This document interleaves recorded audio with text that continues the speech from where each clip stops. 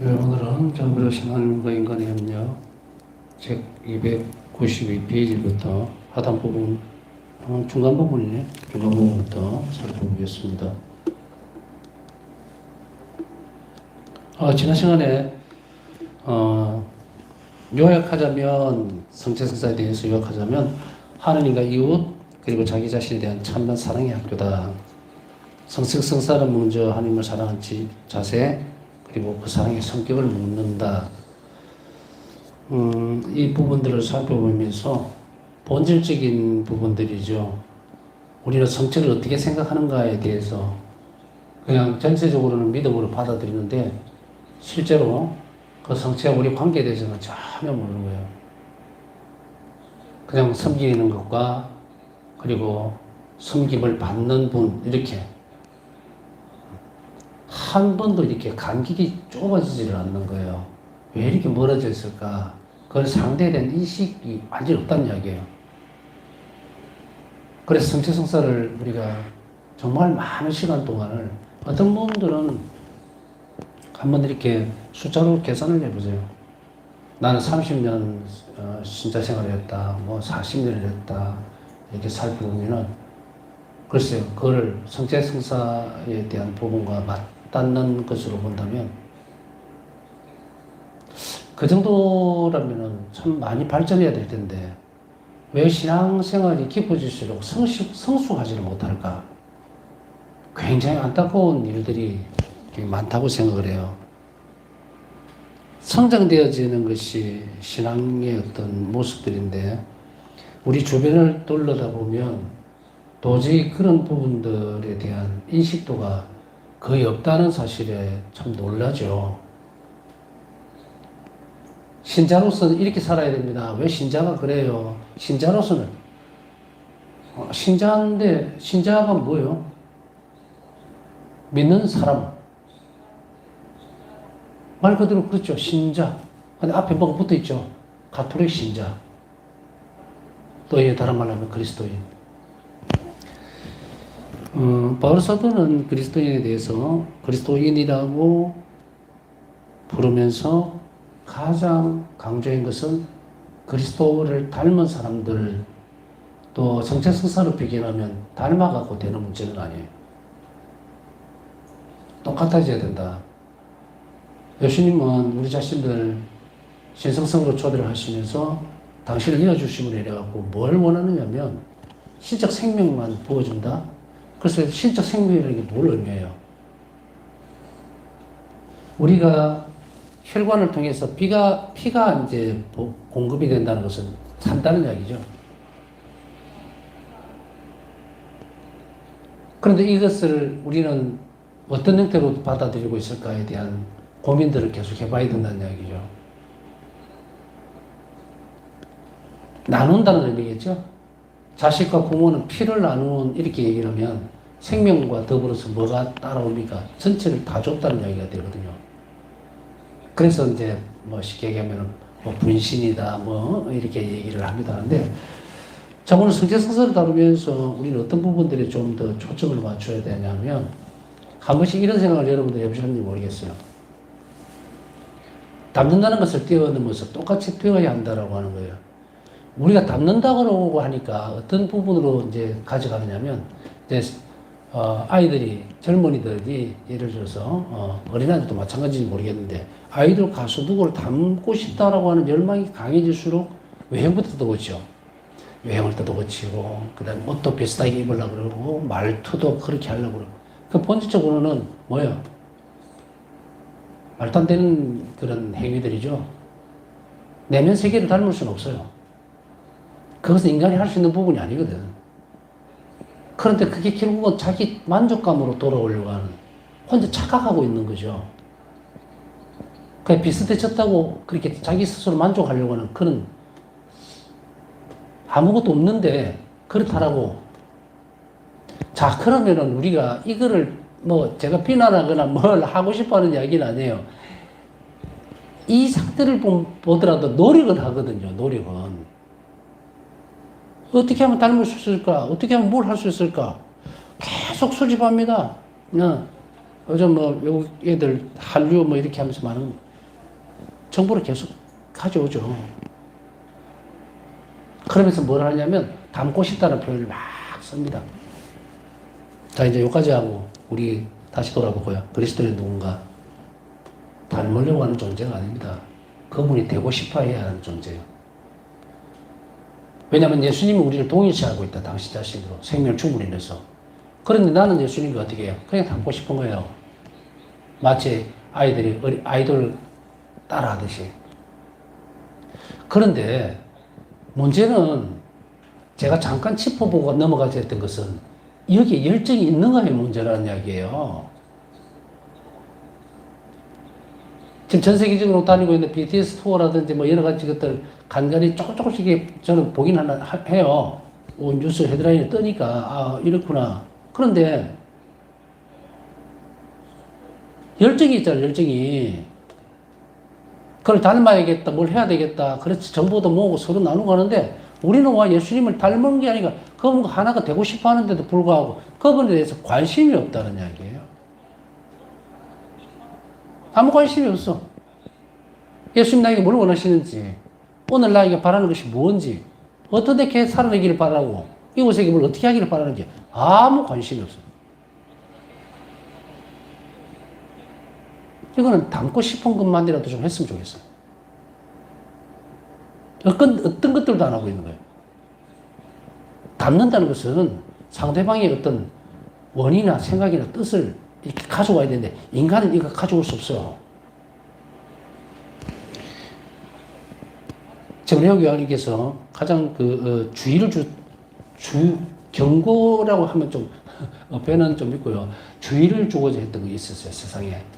그것도 AI들이 연구하는 사람들에게 도덕적으로 조심해서 다루라. 근데 이 범죄를 벗어나는 인간들이 어디 있습니까? 공산주의자들. 특히 중국. 오늘 보신 분들 알겠지만 휴머노이드 로봇을 만든다고. 인간의 감정을 가진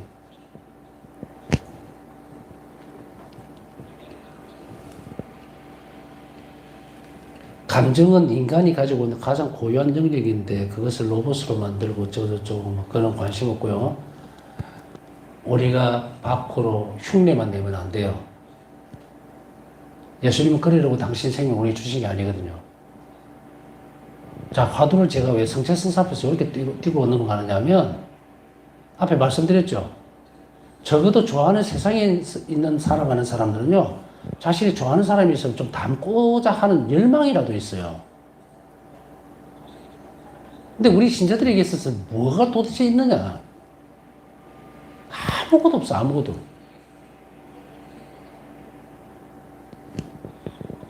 그러니 바닥으로 떨어지죠.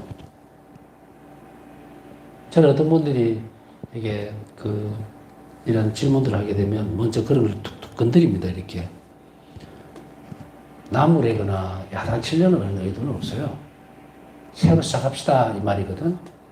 근데 시작하자는 그 첫 번째 점에서 뭘 어떻게 하지요? 라고 하지 마라. 너무도 많은 방법들과 교회 가르침이 있는데도 불구하고 몰랐다면 지금 시작하자. 자, 이런 거를 제가 건드려주는 이유가 뭐냐면 성체성사는 하느님을 사랑하는 자세와 사랑의 성격을 묻기 때문에 제가 이걸 얘기를 하는 거예요. 여러분들이 예수 그리스도 성체성사 안에서 그분을 어떻게 사랑하고 있는지 묻고 싶다는 거예요. 그죠? 물어야 돼요. 자신에게 스스로. 나는 어떤 사랑으로 성체성사를 대하고 있는가?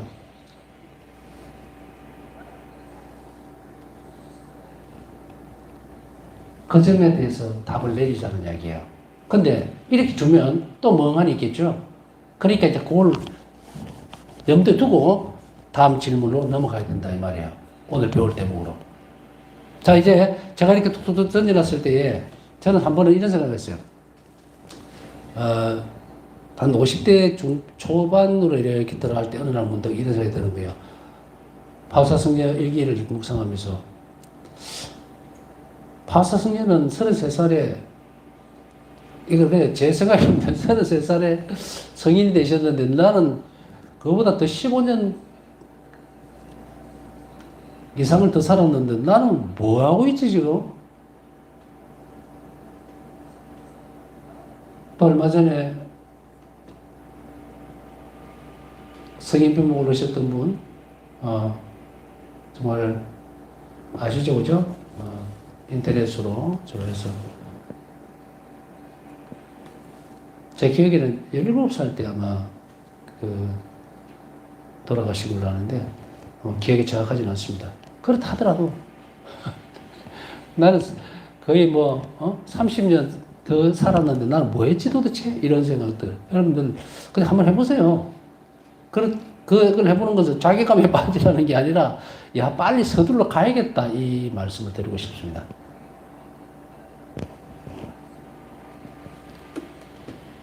웃으면서 말씀드리지만, 단순하게 말씀드리는 건 아닙니다.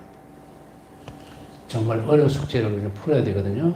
자, 이제 성체성사를 바라보는 성격. 저는 그리스도인에 대한 성격이 뭔가 지금 앞에서 질문을 드렸죠. 그리스도인들, 그리스도와 하나가 되고 완전히 그 안으로 들어가야 된다고. 그냥 닮아서는 안 된다고. 그게 그리스도인이라면 이제 성체성사를 접근하는 성체성사를 통해서 그분과 우리가 하나가 될 수 있으니까 그 유일한 통로를 통해서 완전하게 하나가 되는 그때에 나는 어떤 쪽으로 무엇을 바탕으로 해서 들어갈 것인가 분명히 답을 해야 한다. 이 사랑이 단지 감정적인 것을 기초로 하는지 혹은 훨씬 더 깊은 바탕 위에 있는지를 질문한다.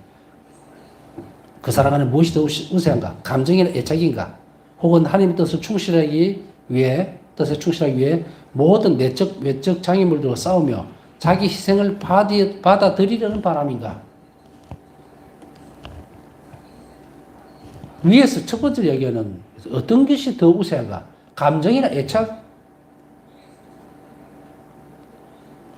이게 첫 번이고, 두 번째는 한 뜻을 충실하기 위해서 하는 뜻에 자신의 내적인 모든 내외적인 장애물들과 싸우면서 충실하려고 하는, 그래서 자기 사랑, 희망, 희생, 그걸 다 받아들이려고 하는 그런 태도인가? 어떤 사랑을 바탕으로 갖는가? 이 감정이나 정서라고 하는 건 뭐예요? 그냥 예수님 사랑을 막 떠올리면서 저질 울고, 감정을 막 끌어올려서, 그리고 또 그게 기도하면서 만났을 때의 어떤 모습도 그냥 감정이입만 돼갖고 막 이렇게. 그럼 그 시간이 지나면은 그냥 오히려 더 공허해지는, 곤두박질 치는 그런 형태로서 성체를 지금 내가 이렇게 대면하고 있는 것인가?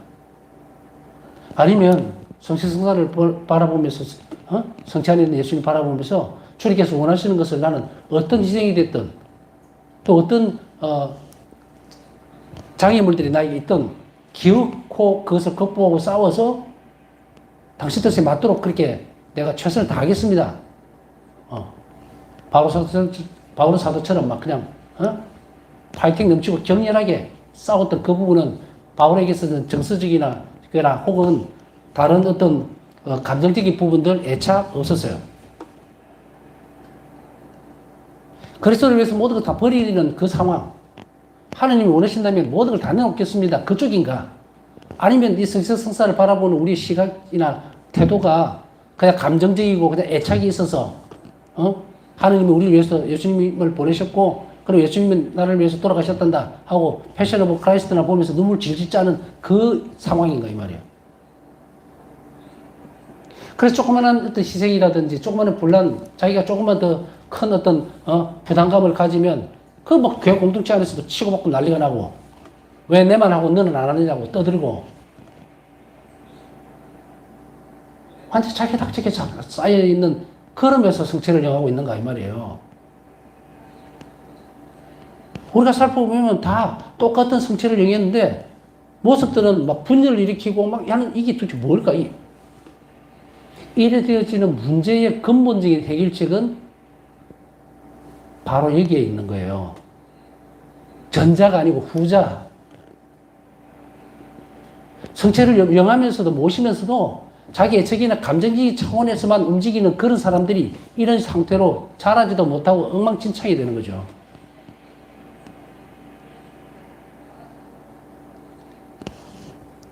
이런 사람에게 있어서는 예수님은 아무 활동도 하실 수가 없어요. 우리가 세상을 살아가면서도 사람과 사람의 관계, 특히 사랑의 관계에서 살펴보세요.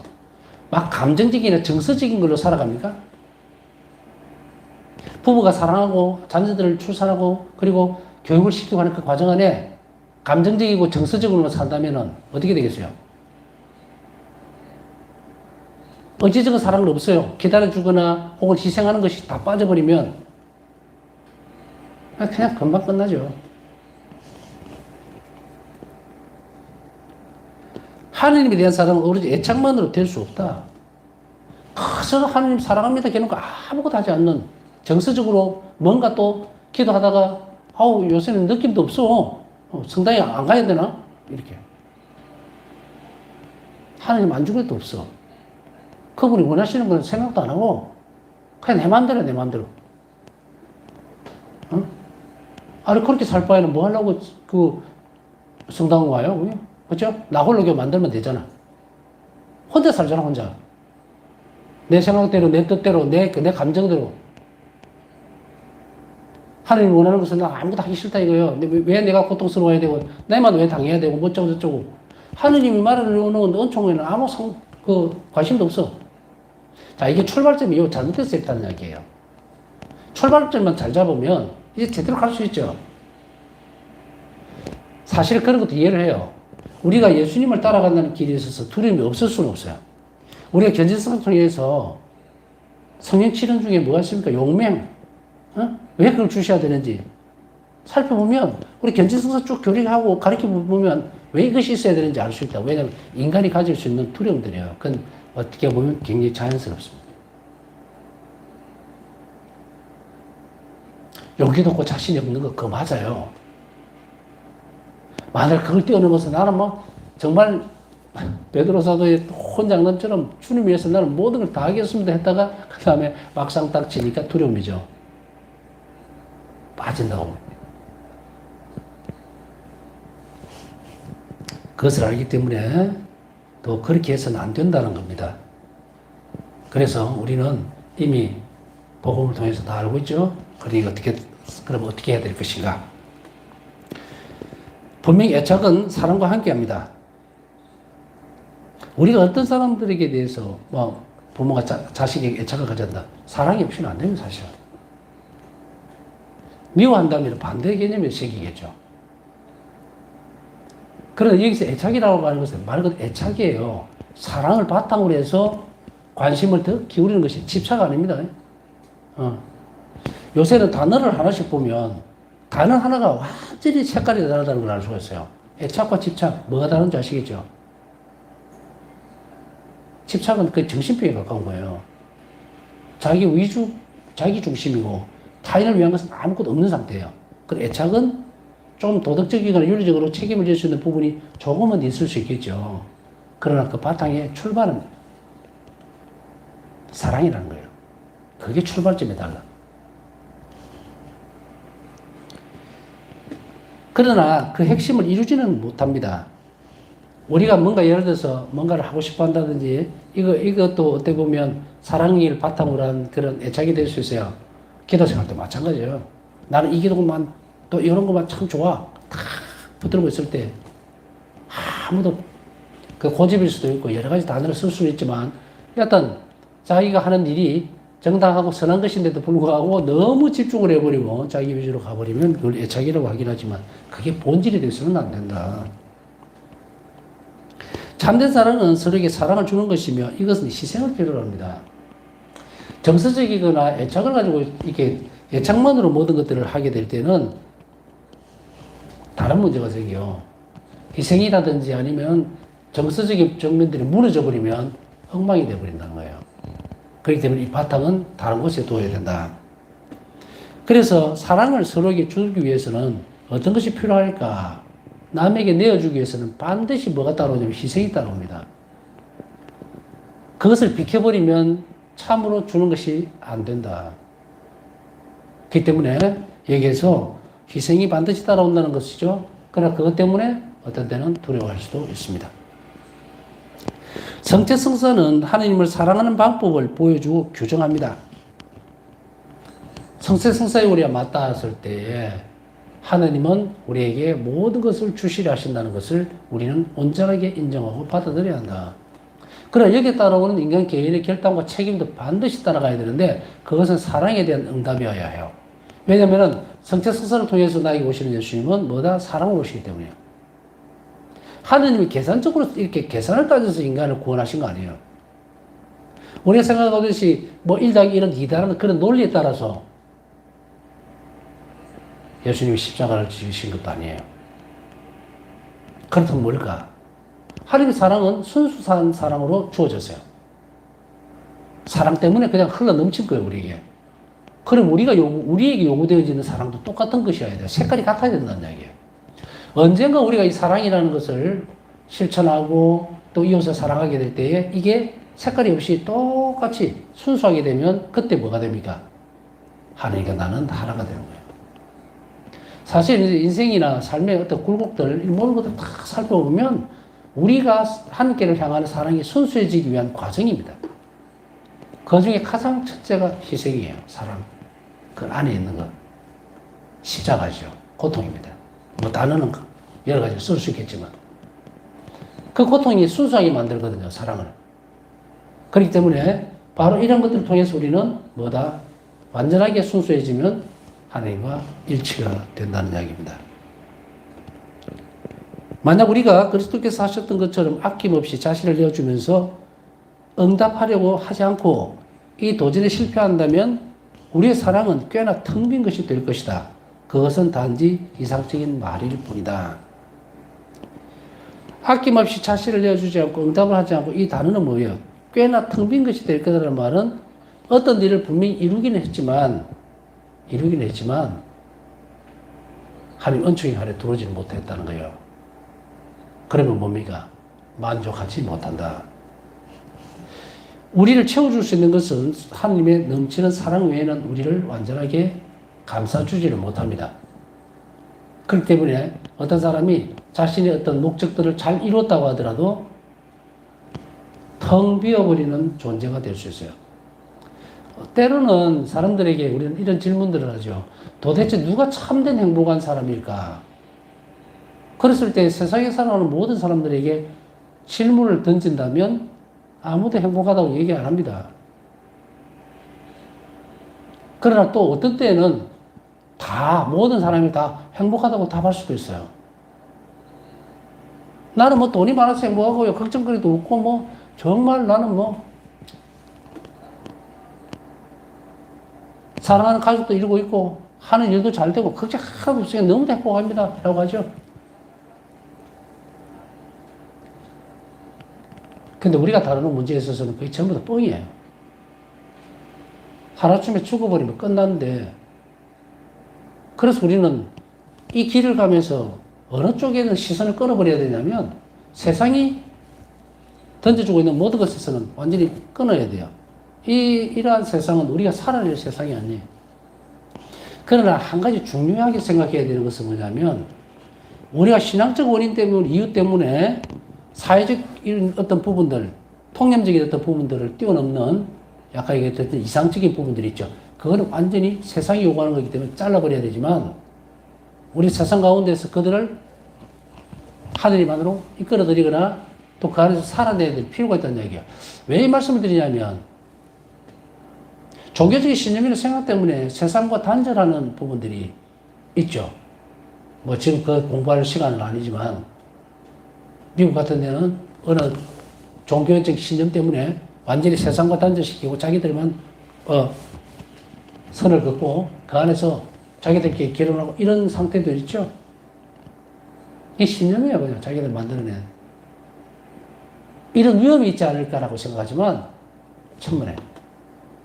우리가 가르치고 있는 어떤 진리라고 하는 것은 교회의 진리는 우리를 가장 자유롭게 만드는 것이기 때문에 혹시라도 내가 너무 그렇게 되는 거 아니야 라고 할 필요는 전혀 없다. 만약에 그렇게 된다면 뭐가 잘못됐을까? 제대로 믿지 못했다. 답은 그거예요. 자, 우리는 이 위험성들을 벗어나면서 정확하게 그 길을 따라가는데 그럼 어떻게 해야 될 것인가? 자, 두 번째로는 성체성사는 이웃을 위한 활동적인 사랑의 학교다. 드러나 자기 만족에 위해서 필요한 것이 아니에요. 그렇기 때문에 우리가 첫째는 예수 그리스도처럼 아낌없이 자신을 온전하게 고통이나 희생이 있다 하더라도 다 내놓지 않는다면 우리는 만족하지 못할 것이다. 요게 1번. 2번은 이웃을 위한 그럼 활동적인 사랑입니다. 성체성사는 이웃을 위한 희생의 범위를 규정하고 있다. 자신의 목숨을 희생하는 것까지 친구들을 위하여 목숨을 내놓는 것보다 더 큰 사랑 없다. 요한복음 15장 13절 고 그리스도께서는 가르치신다. 한계가 없다는 이야기예요. 왜냐하면 그 사랑이 우리는 이렇게 아니 이웃을 위해서 내가 왜 목숨을 내놔야 돼? 이거죠. 그런데 그리스도께서는 우리를 위해서 이미 내놓으셨기 때문에 성체성사가 가리키는 이웃을 위한 활동적인 사랑은 뭐예요? 다 내줘야 된다. 목숨까지도. 이렇게 요구하고 있다는 거예요. 우리는 계산기를 두드립니다. 머리로. 목숨까지 줘야 돼? 목숨까지 줘야 돼? 왜 내만 손해봐야 돼? 이런 모든 걸 다 제쳐놓고 예수님은 뭐라 말씀하세요? 이웃을 위해 목숨을 내놓는 사람은 영원한 생명을 누가 준다? 내가 주겠다. 하나님 주시겠다. 비밀. 보정이 되어 있는 것과 불확실한 것과는 완전히 다른 문제예요. 그러니 우리는 어떤 것만 기억해야 된다? 이웃을 위한 봉사는 내 목숨을 내놓는 데까지 이걸 확실하게 가지고 있어야 된다. 이런 진리 안에서 보면 과연 여러분이나 저나 이 전체를 다 통틀어서 이웃을 위해서 목숨을 내놓아야 될 만한 기회를 몇 명이나 가지겠습니까? 확률적으로 볼 때.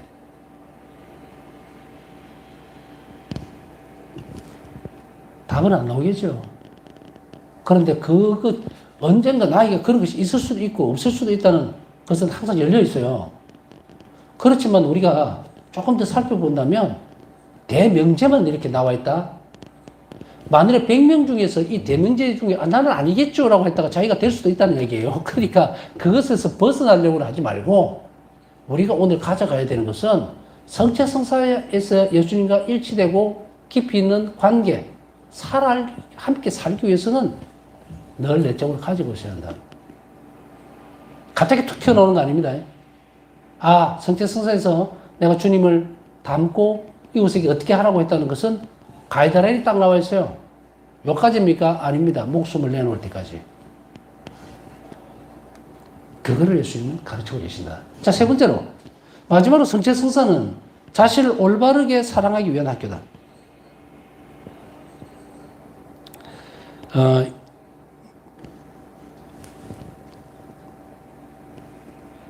요즘 그런 말들을 많이 하면서 전에도 한번 잠깐 말씀드렸죠.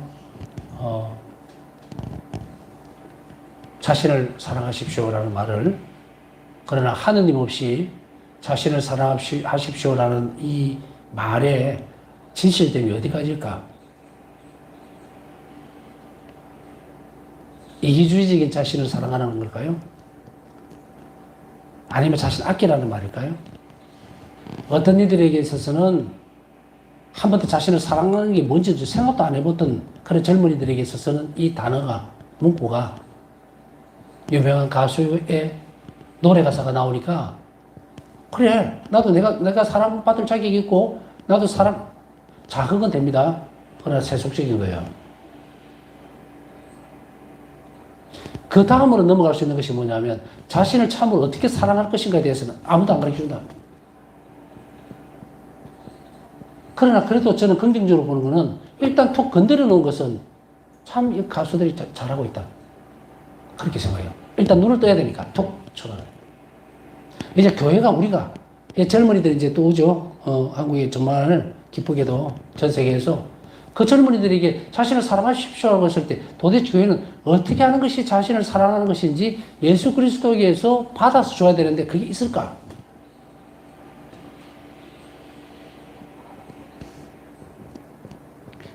인간은 자신을 초월하는 부르심을 받는다. 이처럼 자신을 극복할 수 있도록 해주는 것은 분명히 성체성사. 자신을 극복할 수 있도록 만들어준 것은 성체성사 외에는 없어요. 우리 힘으로는 자신을 극복하지 못합니다. 그런데도요, 첫 번째 단계에서는 정서적으로 듣는 노래만으로도 사람은 자극을 받을 수 있다는 것이 놀라운 일이었어요. 제가 볼 때는. 정말 죽을 위기에 빠질 뻔한 위기에 이 청소년들이, 그래, 나 살아야지. 내가 왜, 이렇게. 저는 이제 이번에 팬데믹 때에 이런 상황이 벌어지고 젊은이들이 정말 다시금 용기를 갖는 모습을 보면서 성령께서 정말 광범위하게 활동하셨다라고 생각을 해요. 정말 좋은 모습들이죠. 그런데 여기서 그치면 안 되죠. 교회는 한 발 더 훨씬 더 앞으로 나가야 됩니다. 이들을 초대하고 이들이 신앙 안에 살아갈 수 있도록. 남미에 있는 아이들이 막 정말 죽을 위기에 처했으면서도 이제 정말 살아야지. 난 나를 사랑하는 법을 배웠어. 나를 사랑하라고 했어. 막 누군가가 당신은 사랑받을 자격이 있습니다 하고 노래를 들려준 거예요. 그 들으니까 푹 건드리는 거예요. 그게 자연적인 거니까. 그렇진 않을 거예요. 단 자비의 한 부분이죠. 그러나 그 다음 과정은 많이 기도해야 되고 기도 안에서 또 교회가 더 많이 하나님께 청을 해야 될 그런 부분인데 지금 이걸 다 다듬어 갈 필요는 없겠죠. 여하튼 성체성사는 이렇게 자신을 초월하는 부르심으로 올 수 있도록 해주고 자신을 극복할 수 있도록 해줍니다. 그래서 우리는 뭐다? 자신을 사랑할 수 있는 것은 뭐를 바탕으로 했을 때인가? 그것은 바로 성체성사를 통했어요. 내가 나를 사랑할 수 있는 유일한 길은요, 예수님이 성체로 내 안에 오셨기 때문에 그 예수님을 사랑하니까 나를 사랑하는 거예요. 그 방법 외에는 없습니다. 그래서 우리는 그 사랑이 이기적이지 않는 거예요.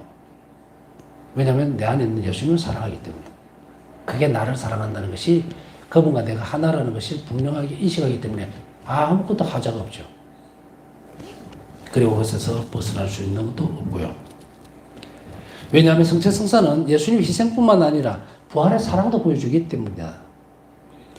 그러므로 만약 자신의 개인적인 욕정들, 개인주의, 눈과 몸의 탐욕, 교만, 복수심, 안락함을 사랑하고 불편함을 피하려는 것 등 이것을 따른다면 이것도 자신을 사랑하는 것이라고 착각을 해요. 내가 좀 쉬어야지.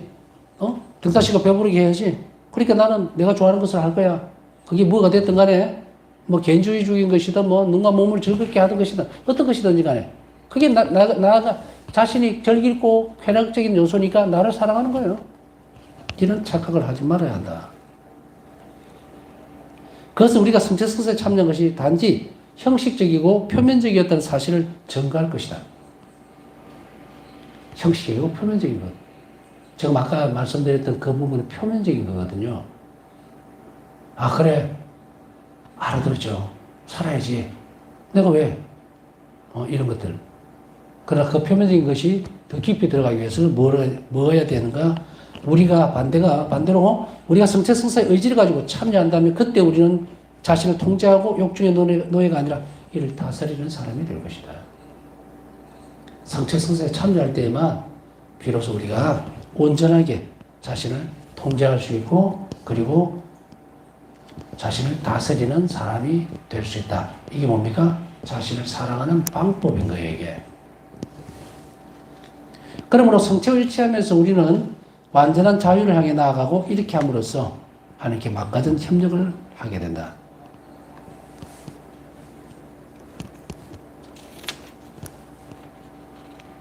나는 나를 사랑하기 때문에 나는 맛있는 음식을 먹을 거야 라고 해서 꾸역꾸역 먹다가 정말 너무 많이 비만으로 살이 쪄서 병이 들고 그거 사랑하는 거 아니잖아요. 그죠? 식별을 못하는 거예요. 뭐든지 나한테 들어오면 다 나를 사랑하고 위하는 걸로 착각을 하지 마라.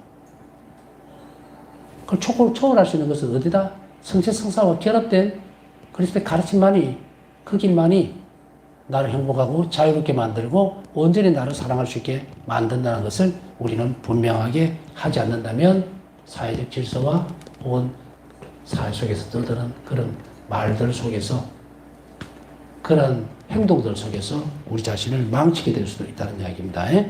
자, 성체성사를 통해서 우리는 그리스도와 함께 어떻게 살아내는가 또 어떻게 실천하는 것인가에 대해서 살펴보았습니다. 남은 시간 묵상하면서 오늘도 한 자비를 정하신 분들 위해서 함께 기도 중에 기억해 주시기 바랍니다.